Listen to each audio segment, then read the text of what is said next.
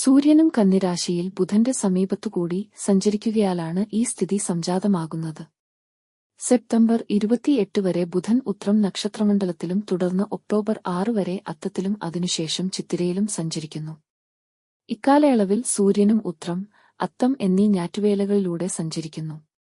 ഗോചരാൽ 2, 4, 6, 8, 10, 11 എന്നീ 6 രാശികളിൽ ബുധൻ ഗുണഫലങ്ങൾ നൽകും. മറ്റുള്ള 6 രാശികളിൽ ദോഷകർത്താവ് ആയിരിക്കും.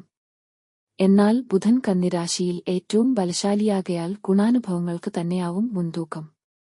അവയുടെ വിശദാംശങ്ങൾ താഴെ വിവരിക്കുന്നു. മേടക്കൂറിന് അശ്വതി, ഭരണി, കാർത്തിക 1-ാം പാദം. ബുധന്റെ ഗോചര ഫലം ഏതൊക്കെ രാശികൾക്കാണ് അനുകൂലമാവുന്നത് എന്നത് പെട്ടെന്ന് മനസ്സിലാക്കാനാവും. ജന്മരാശിയുടെ അഥവാ ജനിച്ച കൂറിന്റെ ഇരട്ട അക്ക രാശികളിലും 2, 4, 6, 8, 10 കൂടാതെ 11 രാശി